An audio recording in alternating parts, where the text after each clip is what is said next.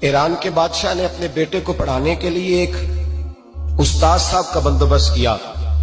उस्ताद साहब को कहा कि मेरे बच्चे को दीन पढ़ाइए, मैं चाहता हूं कल इसने इनामे हुकूमत को संभालना है तो ये दीन से आगाह हो जाए, इसको कुछ सिखाइए, पढ़ाइए।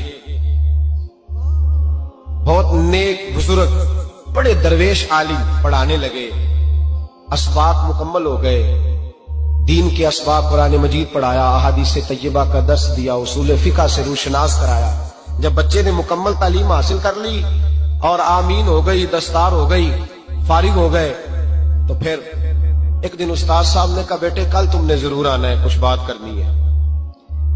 शहजादा गया मिलने उस्ताद साहब से। उस्ताद साहब ने कुंडी लगा ली, हाथ में दुर्रा पकड़ लिया, मार मार के पूरे वजूद को जख्मी कर दिया। कोई गलती नहीं, कोई बात नहीं, मारा। अब बच्चा आया आके बादशाह सलामत से कहा कि अब्बा जी समझ नहीं आई, बड़ा मारा है उस्ताद। तो सियाने थे ना बादशाह, यहां तो कारी साहब रोज कटहरे में खड़े होते हैं, मौलवी साहब आपने मेरे बच्चे को क्यों मारा है? आप 8,000 के मौलवी हैं, मेरा कई करोड़ का बच्चा है, सवेरे बदल लेंगे। खबरदार आपने बच्चे को हाथ लगाया, अपनी हैसियत में रहे माज़अल्लाह। जो कौमें उस्तादों को कटहरों में खड़ा करती हैं वो तरक्की नहीं कर पाती। जो उस्तादों को कटहरों में रोज खड़ा करते हैं। कहा अब्बा जी बड़ा मारा है, तो वालिद बड़े समझदार थे, कहने लगे बेटा उस्ताद बाप होता है, वो ज्यादती नहीं करता, कोई बात होगी, मैं तेरे उस्ताद को कटहरे में नहीं बुलाऊंगा। अम्मा से बात की, अम्मा कहने लगी बेटा मैं तेरे बाप से कैसे बात करूं, डरा था। वक्त गुजर गया, 22 साल बीत गए, 22 साल गुजर गए, बादशाह का इंतकाल हुआ, शहजादा तख्त पे बैठा। पहला हुक्म ये दिया कि मेरे उस्ताद को बुलाओ। पहला हुक्म, उस्ताद जी बूढ़े हो गए थे, छड़ी के ऊपर टेक लगा के आए और भवें सफेद होके झुक गई थी। यूं आंख खोल के बड़ी मुश्किल से देखा, कहने लगे शहजादे हुक्म हो।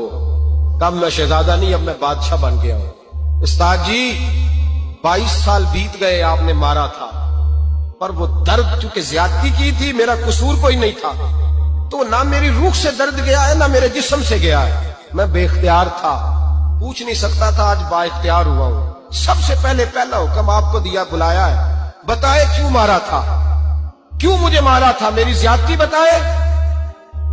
तो उस्ताद, बूढ़े उस्ताद की आंखें आंसुओं से भर गईं, कहने लगे बेटे बस आज के दिन के लिए मारा था, ये जो दिन आ गया ना मेरी जिंदगी में, इसलिए मारा था, ये मैं चाहता था मेरी जिंदगी में वक्त है आज के, बस मेरी मुराद पूरी हो गई। कहा साहब किस लिए, मुझे भी समझाए। आप फरमाने लगे कितनी देर हो गई तुझे मार खाए हुए, कितना जमाना बीत गया? कहने लगा 22 साल।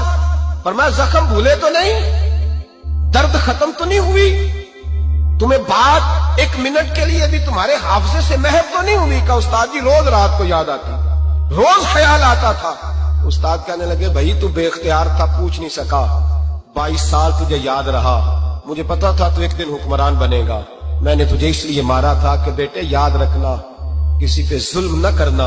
अगर तुझे 22 साल तक याद रहा है तो जिस पर तू जुल्म करेगा उसे भी कयामत तक याद रहेगा।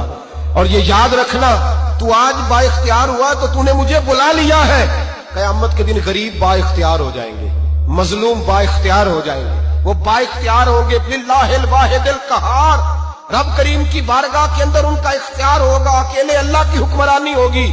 फिर वो बुलाएंगे बड़े बड़े कज कुला, दुनिया में जिनकी पगड़ियां ऊंची थी वो सर झुकाए खड़े होंगे, दुनिया में जो डिक्टेटर बनते थे उनकी पुश्तें लाल होंगी, उनको गद्दार लिखा जाएगा, कयामत तक नहीं भूलेगा। जुल्म करना तो सोच समझ के करना, इतना करना जितना तुम सह सकते हो, इतनी ज्यादती करना जितनी कयामत में तुम बर्दाश्त कर सकते हो।